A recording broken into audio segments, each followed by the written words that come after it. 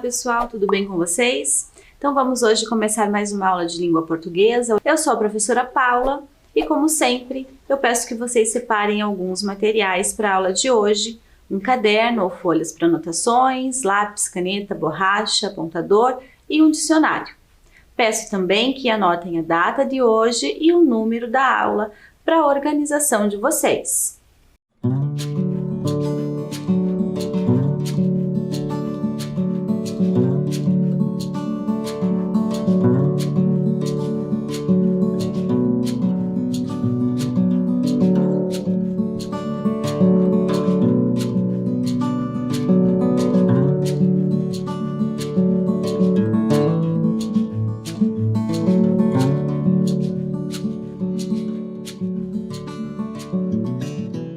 Tudo organizado? Vamos dar início então à nossa aula.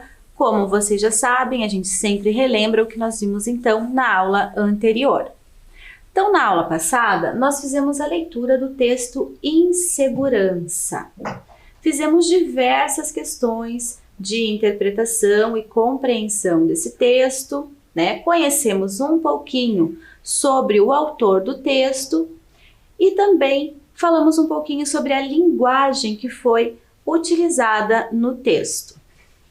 Na aula de hoje, nós vamos dar sequência no trabalho com o mesmo texto, Insegurança. Para isso, vamos fazer a releitura do texto e relembrar o que ele trazia de informações para nós. Insegurança. O adolescente se olha no espelho e se acha diferente. Constata facilmente que perdeu aquela graça infantil que, em nossa cultura, parece garantir o amor incondicional dos adultos, sua proteção e solicitude imediatas. Essa segurança perdida deveria ser compensada por um novo olhar dos mesmos adultos, que reconhecem a imagem púbere como sendo a figura de outro adulto, seu pai iminente. Ora, esse olhar falha. O adolescente perde, ou, para crescer, renuncia à segurança do amor que era garantido à criança, sem ganhar em troca outra forma de reconhecimento que lhe parecia, nessa altura, devido. Ao contrário, a maturação, que para ele é evidente, invasiva e destrutiva do que fazia sua graça de criança, é recusada, suspensa, negada. Talvez haja maturação, lhe dizem, mas ainda não é maturidade. Por consequência, ele não é mais nada, nem criança amada, nem adulto reconhecido. O que vemos no espelho não é bem a nossa imagem. É uma imagem que sempre deve muito ao olhar dos outros. Ou seja, me vejo bonito ou desejável se tenho razões de acreditar que os outros gostam de mim ou me desejam. Vejo, em suma, o que imagino que os outros vejam. Por isso, o espelho é ao mesmo tempo tão tentador e tão perigoso para o adolescente, porque gostaria muito de descobrir o que os outros veem nele. Entre a criança que se foi e o adulto que não chega, o espelho do adolescente é frequentemente vazio. Podemos entender então como essa época da vida pode ser campeã em fragilidade de autoestima. Parado na frente do espelho, caçando as espinhas, medindo as novas formas de seu corpo, desejando e ojerizando seus novos pelos ou seios, o adolescente vive a falta do olhar apaixonado que ele merecia quando criança e a falta de palavras que o admita como par na sociedade dos adultos. A insegurança se torna assim o traço próprio da adolescência. Grande parte das dificuldades relacionais dos adolescentes, tanto com os adultos quanto com os seus coetâneos, deriva dessa insegurança. Tanto uma timidez apagada quanto o estardalhaço maníaco manifestam as mesmas questões, constantemente à flor da pele, de quem se sente não mais adorado e ainda não reconhecido.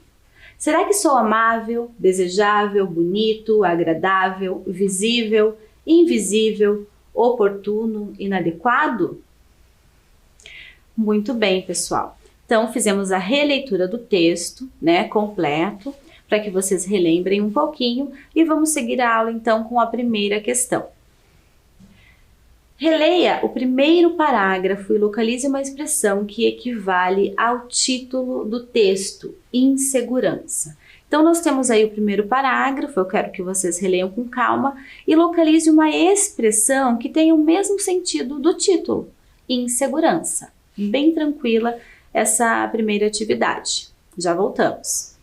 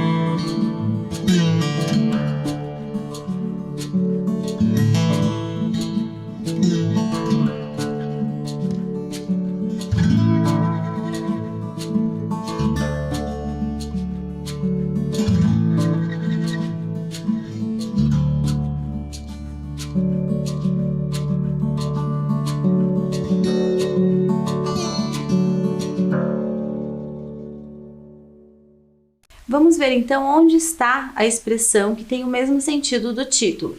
Então, insegurança.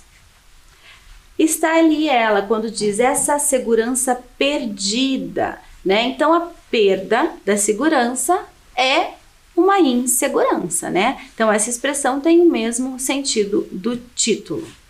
Vamos seguir para a próxima questão. Releia o fragmento a seguir.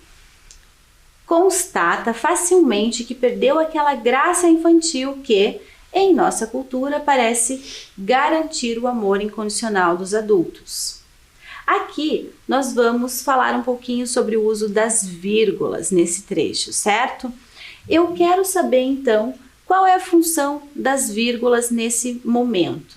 Elas estão separando itens enumerados, elas estão isolando o aposto ou elas separam uma informação adicional.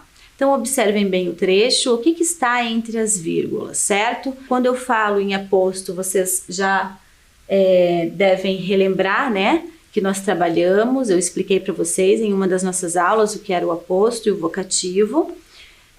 Se não lembram, deem uma pesquisada antes de responder essa questão.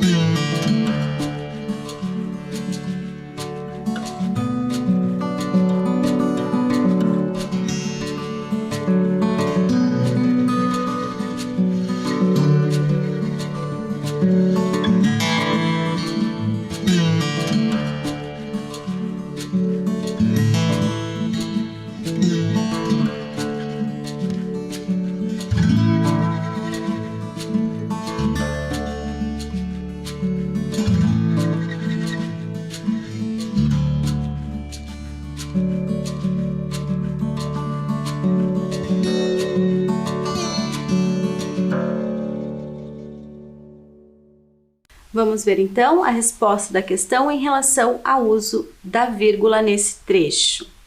Vou reler o trecho ali com vocês para a gente verificar bem. Constata facilmente que perdeu aquela graça infantil que, em nossa cultura, parece garantir o amor incondicional dos adultos. Então, o trecho que está entre as vírgulas é em nossa cultura. Esse trecho nada mais é que uma informação adicional, certo? Então, as vírgulas aqui, elas estão separando, né, uma informação adicional. Não estão isolando um aposto. O aposto é quando nós temos um trecho que está explicando algo que foi dito anteriormente. Então, ele faz referência a algo que foi dito anteriormente. E também não está enumerando itens. Ok, pessoal? Vamos seguir para a questão 3. Observe o uso das palavras mas e mais nesse trecho. Talvez haja maturação, lhe dizem, mas ainda não é maturidade.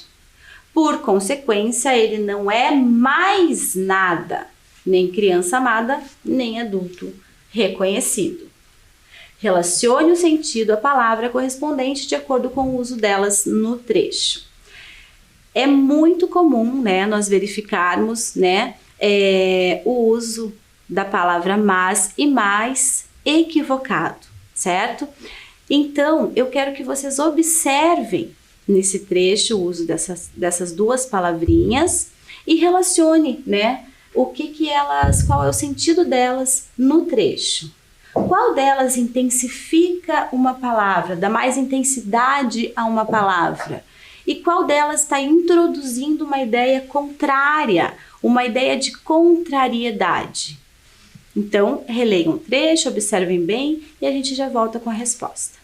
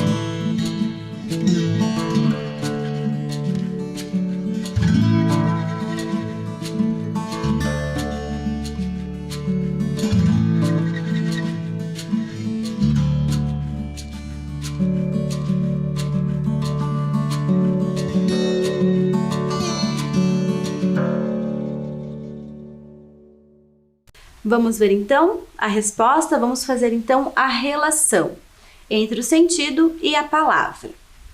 Então, o que intensifica uma palavra lá no trecho é a palavra mais.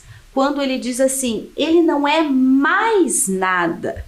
Poderia dizer assim, ele não é nada. Mas o nada foi intensificado com o mais, ok, pessoal? Então, o mas, ele vai introduzir uma ideia contrária, né? Quando ele diz, talvez haja maturação, mas ainda não é maturidade, ok? Já trabalhamos em algumas das nossas aulas também, né? Diversas questões com o uso do mas. Sabemos que o mas é uma conjunção, ok? Vamos seguir então? E eu vou explicar um pouquinho mais o uso dessas duas palavras. Então, você vai utilizar o mais quando desejar transmitir uma ideia, né, ou uma noção de quantidade, de intensidade ou de excesso. Em alguns casos, você pode substituir o mais pelo menos para saber se realmente é ele que vai estar correto naquele momento, né? Se o uso do mais naquele momento é adequado. Mas da ideia principal de oposição, de contrariedade, o uso do mas segue o exemplo das conjunções, porém, todavia ou entretanto, né? Então, o mas também é uma conjunção, certo? Que tem esse sentido de oposição, de contrariedade. Ele sempre vai introduzir uma ideia que seja contrária, oposta a algo que foi dito anteriormente no texto. Certo, pessoal? Eu trouxe aqui também mais um exemplo do uso do mas. Além de ter a função de uma conjunção, né? Ele também pode trazer o sentido de ênfase, ele pode dar ênfase em uma determinada afirmação. Então, como diz ali, ó, o exemplo que eu trouxe, ele é bom aluno, mas tão bom aluno que tem sempre nota máxima nas provas. Então, o mas aqui, ele não é uma conjunção, né, que tem sentido contrário, né, de contrariedade ou de oposição. Nesse caso aqui, ele é um advérbio de intensidade, ele está enfatizando, ele está intensificando. Ok, pessoal? Então, vai depender do contexto em que essa palavra está para a gente saber qual é a função dela, qual é o sentido que ela tem naquele momento do texto.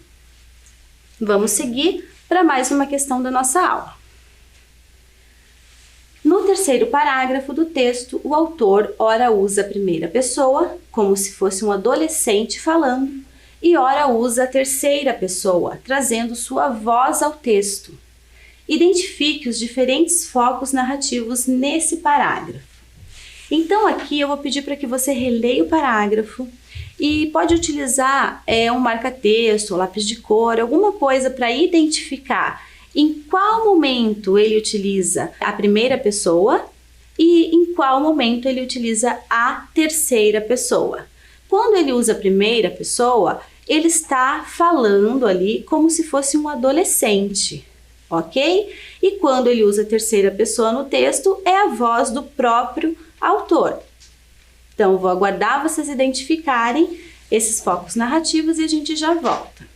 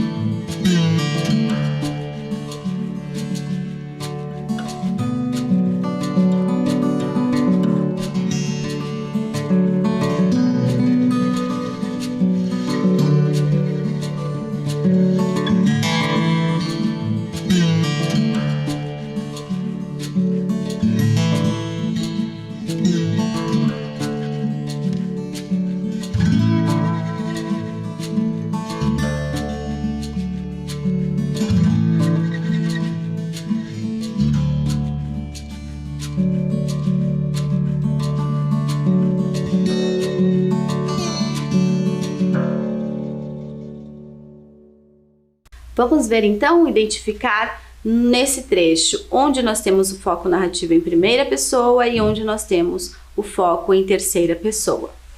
Então, olhem só.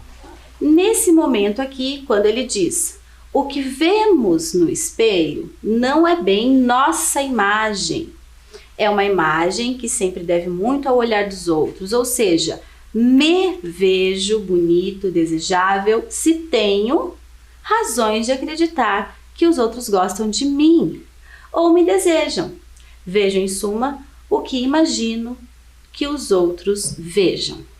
Então, nesse momento, nós temos o foco narrativo em primeira pessoa. É como se um adolescente estivesse falando. Observem que eu trouxe destacado aqui alguns verbos que estão conjugados na primeira pessoa, alguns pronomes de primeira pessoa, como me, o nossa, certo, pessoal? Então, eles já justificam o foco narrativo em primeira pessoa. Já o outro trecho aqui, quando ele diz, por isso, o espelho é ao mesmo tempo tão tentador e tão perigoso para o adolescente, que eu poderia dizer para ele. Olha o ele ali, pessoal, né? A terceira pessoa do discurso. Então, aqui nós temos o foco narrativo em terceira pessoa, quando aparece a voz do autor no texto. Vamos seguir para a próxima questão, a questão 5. Reescreva o trecho abaixo, iniciando com os adolescentes. Aqui é muito fácil essa questão. Então, você tem ali o trecho falando o adolescente vive. Agora você vai reescrever, né, passando para o plural, como se fossem os adolescentes. Como vocês já sabem, algumas palavrinhas vão sofrer alterações, vão se modificar com essa mudança aí de o adolescente para os adolescentes. Então, vou dar mais um tempinho para vocês e a gente já volta para ver como fica esse trecho.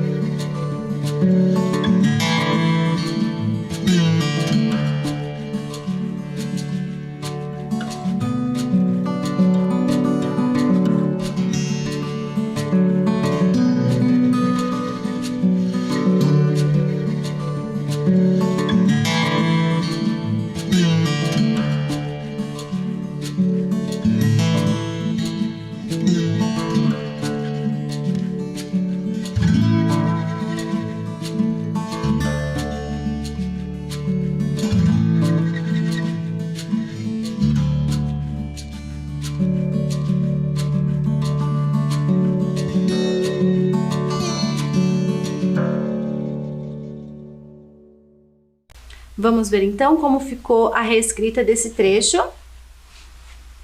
Confiram aí com o de vocês, olhem lá. Os adolescentes vivem a falta do olhar apaixonado que eles mereciam quando crianças e a falta de palavras que os admitam como pares na sociedade do adulto, ok? Então percebam que os pronomes que se referiam ao adolescente, os verbos que se referiam aos adolescentes, certo? Todas as palavras que se referiam àquelas duas palavrinhas lá que foram passadas para o plural, elas se modificam, elas também são alteradas e também são passadas para o plural, ok? Seguindo então a nossa aula, eu quero falar um pouquinho sobre o texto que nós estamos lendo.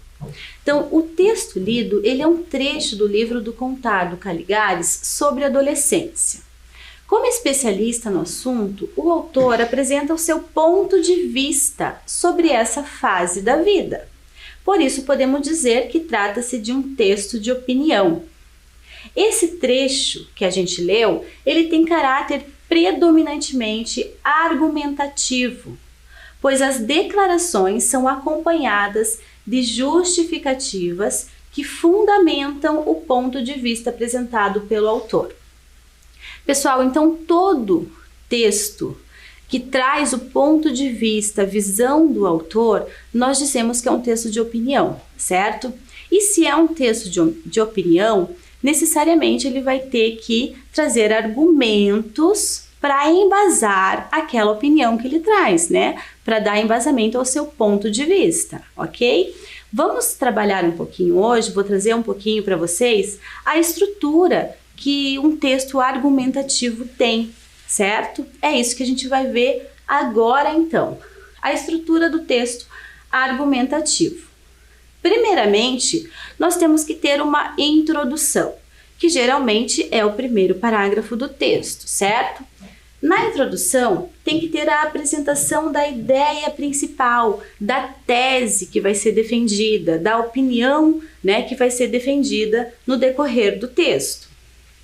E nós temos também que situar o leitor em relação ao assunto. Na sequência, vem os argumentos, que é o desenvolvimento da defesa, né, daquela ideia, daquela tese que ele apresentou lá no início, certo? Nesse momento aqui também, nós podemos encontrar fatos, dados numéricos, opiniões, citações de especialistas, justificativas, análises, né? Tudo isso ajuda a ele criar essa defesa da sua ideia, certo? Do seu ponto de vista, da tese apresentada.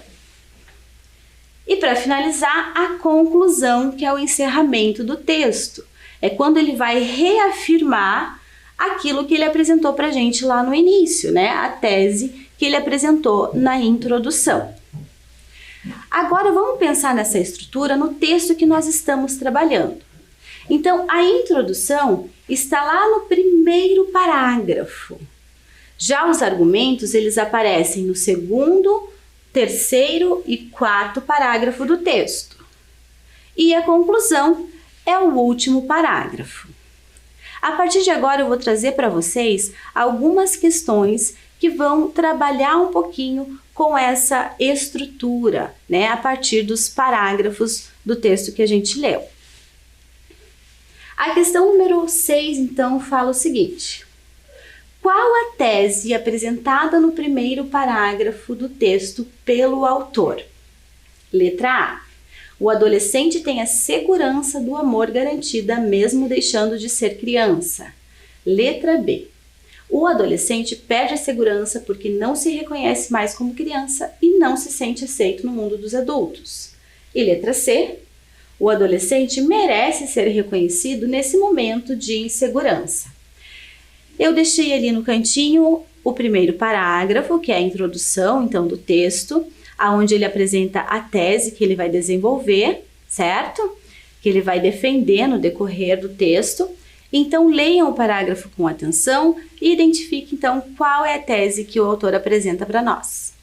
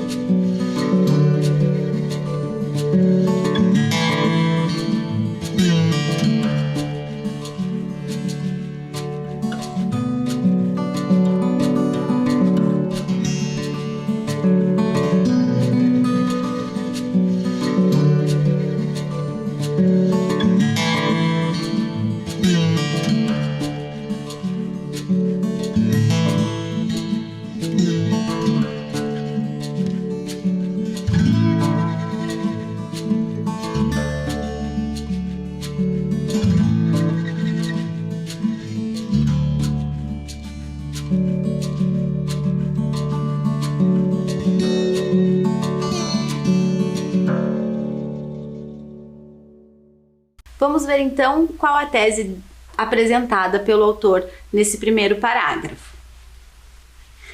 Então, a tese é de que o adolescente perde a segurança porque não se reconhece mais como criança e não se sente aceito no mundo dos adultos, né? Na letra A, a gente poderia eliminar já de cara, porque ele fala que o adolescente tem a segurança do amor garantida, mesmo deixando de ser criança. E é totalmente o contrário o que o texto nos traz, né? E a C, o adolescente merece ser reconhecido nesse momento de insegurança. Não deixa de estar certa esta questão que realmente o adolescente merece ser reconhecido, mas não é o que o texto nos traz, ok, pessoal? Muito bem, vamos seguir para a próxima questão. Os parágrafos 2, 3 e 4 desenvolvem cada um argumento para defender a tese apresentada no primeiro parágrafo. As frases a seguir sintetizam as ideias principais de cada parágrafo argumento. Relacione-as com o parágrafo correspondente.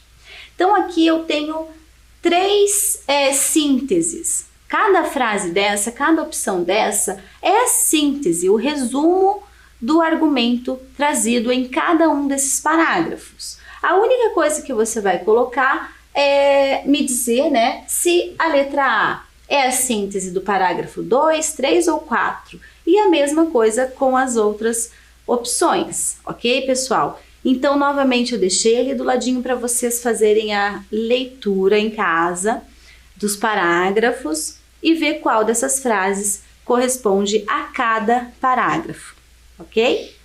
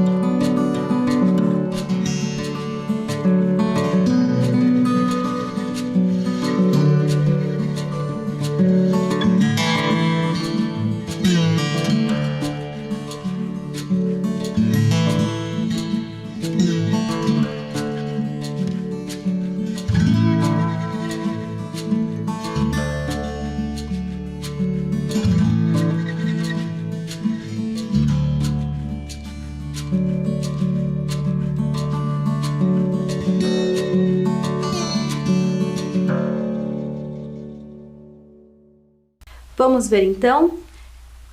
A frase A diz o seguinte: o adolescente passa a considerar fundamental a opinião dos outros para compor sua imagem, sua identidade. Então, qual dos parágrafos que traz esse argumento? É o terceiro parágrafo. Quando ele diz lá, ó, o que vemos no espelho não é bem nossa imagem, é uma imagem que sempre deve muito ao olhar dos outros, né? Então, para ele é fundamental a opinião dos outros, certo? Na letra B, o adolescente estranha seu corpo que se transforma, não se sente acolhido como criança, nem aceito como adulto. Então, esse trecho aqui é referente ao parágrafo 4, ok? Que diz lá, ó, parado na frente do espelho, caçando as espinhas, medindo as novas formas de seu corpo, desejando e ogerizando, e odiando seus novos pelos e seios, certo? Então ele estranha o seu corpo, porque está em transformação, ok? E a próxima, dizem ao adolescente que ele cresceu, mas que ainda não está pronto para a vida adulta. Então, aqui é a síntese do segundo parágrafo, quando ele fala lá que, talvez haja a maturação, mas ainda não é maturidade. Muito bem, pessoal. Seguindo então para a próxima questão. Qual a ideia principal do parágrafo de conclusão, que reafirma a ideia apresentada como tese no início do texto? Então, ali do ladinho eu tenho o parágrafo, que é a conclusão do texto, ok? Que é o 5º parágrafo. E aqui eu tenho 3 opções, né, que trazem a ideia apresentada nesse parágrafo. Releiam o parágrafo com calma, leiam as 3 opções e marquem a correta.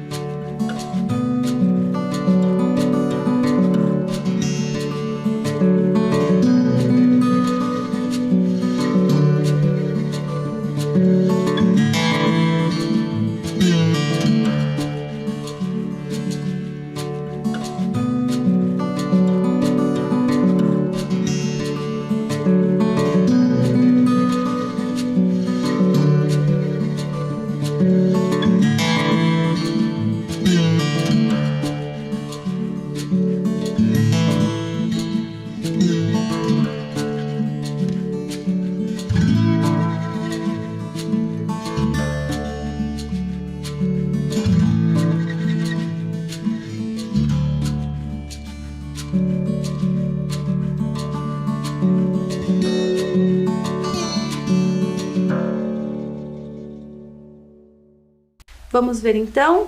Vou ler as opções com vocês. Letra A. Quando o adolescente não se sente reconhecido, passa a fazer um estardalhaço maníaco. Letra B. O adolescente precisa de um grupo para se afirmar. E letra C. O adolescente perde a segurança porque não se sente aceito pelos adultos. Então, a ideia que reafirma a tese inicial do texto, certo? Que está presente aí na conclusão é a letra C, né? O adolescente perde a segurança porque não se sente aceito pelos adultos, certo? Então, olha lá, no parágrafo diz o seguinte, ó. Grande parte das dificuldades relacionais dos adolescentes, tanto com os adultos quanto com seus coetâneos, deriva dessa insegurança, né? Tanto uma timidez apagada quanto o estardalhaço maníaco manifestam as mesmas questões, constantemente à flor da pele, de quem se sente não mais adorado e ainda não reconhecido, né? Então ele perde a segurança porque ele não se sente aceito, ele não é mais adorado, ele não é reconhecido como adulto, ok, pessoal? Vamos então para a nossa próxima questão. Pensando no título do texto, insegurança, responda: qual a função do título de um texto de opinião, né? Primeiro, pense no texto, certo? No que o texto diz, né? Na relação que o título tem com ele e também leve em consideração que esse texto é um texto de opinião, ok? Para daí você escolher uma dessas 3 opções que diz o seguinte: a função então é antecipar algo relacionado ao assunto do texto, é sintetizar a tese que será apresentada ou chamar a atenção do leitor para o tema do texto. Vou deixar vocês responderem e eu já volto com a resposta correta.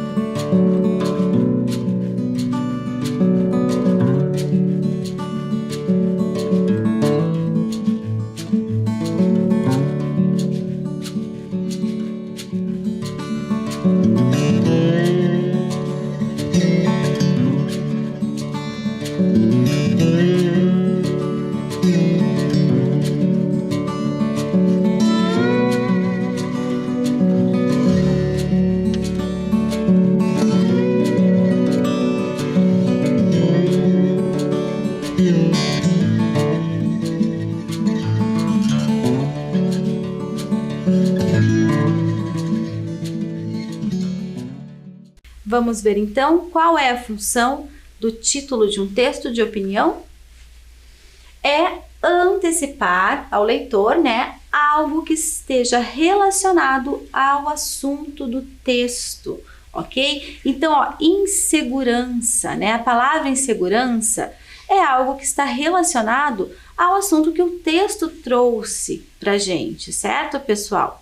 A letra B de sintetizar a tese. Sintetizar é fazer um breve resumo, né?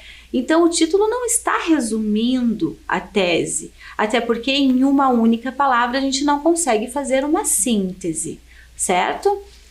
E a letra C, chamar a atenção do leitor para o tema do texto. Nem sempre o título de um texto de opinião vai chamar a atenção do leitor, né? Para chamar a atenção do leitor, a gente teria que ter um título muito mais elaborado. Vamos seguir para a próxima questão, que é a última questão da nossa aula, a questão 10. Vamos analisar novamente a nuvem de palavras. Quais delas, quais palavras se relacionam com o texto lido? Então agora eu vou deixar a nuvem aí para vocês, vou dar um tempinho, quero que vocês releiam todas as palavras que estão nela e tentem fazer uma relação entre essas palavras e com o texto que nós lemos, certo? Será que algumas dessas palavras não se relacionam? Ou quais delas se relacionam? Ou será que são todas? Então observem com calma essas palavras e a gente já volta para falar sobre essa questão.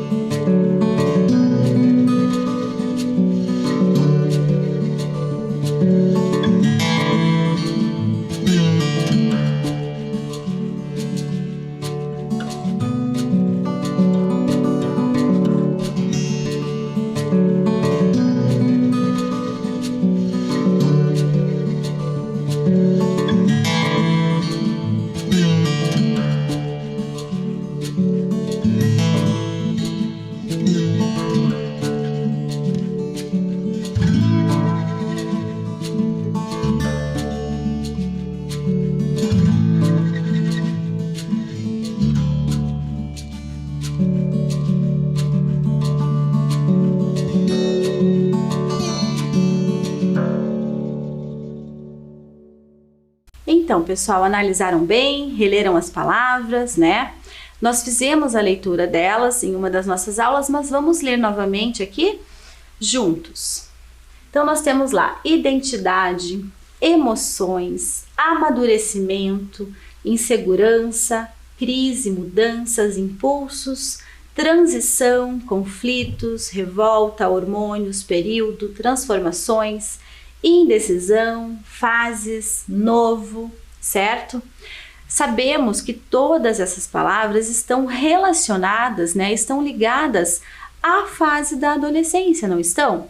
Logo, nós podemos então concluir que essas palavras também se relacionam com o texto, Todas essas palavras se relacionam com o texto que nós acabamos de ler, Porque o texto trata desse assunto, da adolescência.